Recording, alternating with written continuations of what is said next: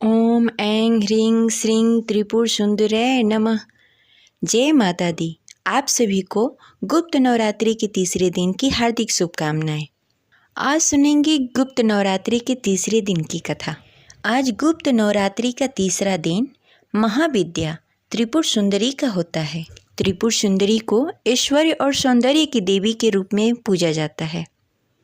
विधि विधान से की गई पूजा से माँ त्रिपुर सुंदरी शीघ्र ही प्रसन्न हो जाती हैं और अपने भक्तों को मनोवांछित फल प्रदान करती हैं। उनमें सूर्य के समान तेज समाहित है। माता की पूजा करते समय कुछ विशेष मंत्रों का जाप करना चाहिए। ऐसा करने से माता शीघ्र ही प्रसन्न हो जाती हैं और आपकी मनोकामना शीघ्र ही पूरी हो जाती है। माँ अपने भक्तों के सभी कष्टों को दूर करती हैं। माँ की पूजा करने से आत्मबल, कृति और यश की वृद्धि होती है। देवी त्रिपुर सुंदरी अनुपम सौंदर्य और भक्तों को अभय प्रदान करने वाली, यौवन युक्त और तीनों लोकों में विराजमान है और उन्हें कई नामों से जाना जाता है।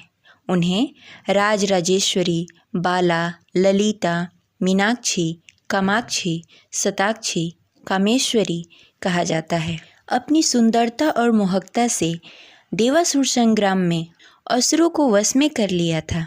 कहा जाता है कि त्रिपुर सुंदरी की भक्ति करने वाले भक्तों को लौकिक और परलौकिक शक्तियाँ प्राप्त होती है। देवी पुराण में माता की बहुत ही शक्तियों के बारे में बताया गया है। ये सिर्फ तंत्र साधना के लिए नहीं बल्कि सुंदर रूप के लिए भी विख्यात है। अब चलिए सुनते हैं देवी त्रिपुर सुंदरी की पौराणिक कथा। देवी त्रिपुर सुंदरी शांत मुद्रा में लेटे हुए सदाशिव की नाभि से निर्गत कमल आसन पर विराजमान है। चतुर्भुजी भुजाओं में देवी के पास अंकुश, धनुष और बाण है। देवी के आसन को ब्रह्मा, विष्णु, शिव और यमराज अपने मस्तक पे धारण करते हैं। देवी 3 नेत्रों से युक्त और मस्तक पर अर्धचंद्र धारण करती हैं। देवी त्रिपुर सुंदरी अपने भक्तों की हर प्रकार की मनोकामनाओं को पूर्ण करती हैं, उनकी हर विपत्ति को दूर करती हैं और उन्हें अभय प्रदान करती हैं। कहा जाता है कि देवी त्रिपुर सुंदरी की पूजा करने से आत्मबल, यश और कृति प्राप्त होती है। पौराणिक कथा के अनुसार देवी त्रिपुर सुंदरी की उत्पत्ति का रहस्य, सती वियोग के पश्चात भगवान शिव सर्वदा ध्यान मग्न रहते थे। उन्होंने अपनी संपूर्ण कर्म का परित्याग कर दिया था, जिसके कारण तीनों लोकों में संचालन में व्याधि उत्पत्ति हो रही थी। उधर तारकासुर ब्रह्मा जी से वर प्राप्त किया था कि उसकी मृत्यु शिव के पुत्र द्वारा ही होगी।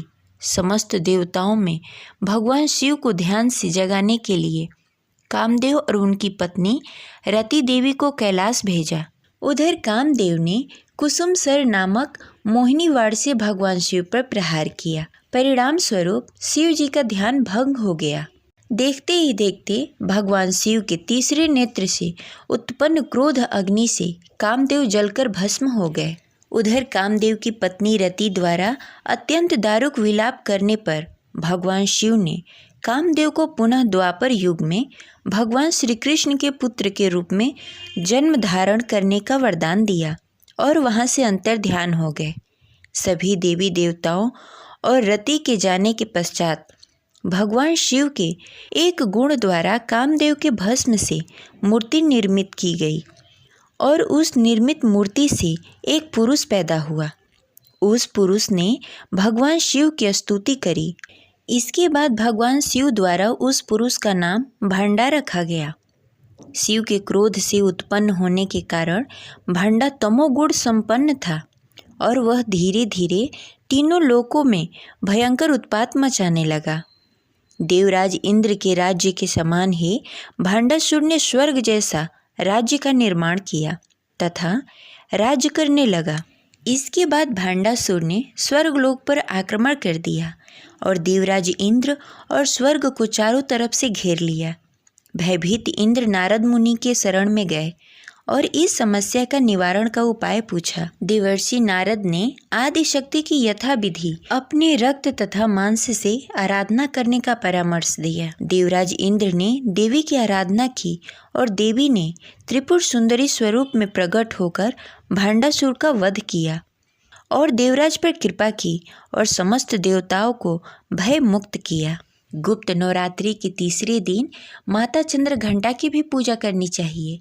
जिस प्रकार नवरात्रि में माता दुर्गा के 9 रूपों की पूजा की जाती है, उसी प्रकार गुप्त नवरात्रि में 9 महाविद्याओं की पूजा की जाती है। गुप्त नवरात्रि की पूजा करने वाले तथा उपवास रखने वाले को सुबह शाम नियम पूर्वक पूजा और आरती करनी चाहिए और व्रत कथा पढ़नी तथा सुननी चाहिए।